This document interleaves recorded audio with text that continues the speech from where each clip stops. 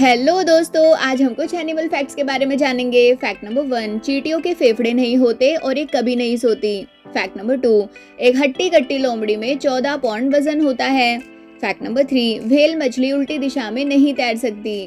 Fact number 4, कुछ लोगों को अन्य भोजन पदार्थों से ज्यादा गाय के दूध से एलर्जी होती है। फैक्ट नंबर 5, एक अफ्रीकी हाथी के मुंह में केवल 4 ही दांत होते हैं।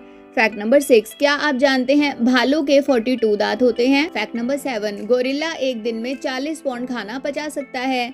फैक्ट नंबर 8, कीटों का पेट नहीं होता। फैक्ट नंबर 9, दरियाई घोड़ा पानी में जन्म लेता है ना इंटरेस्टिंग फैक्ट।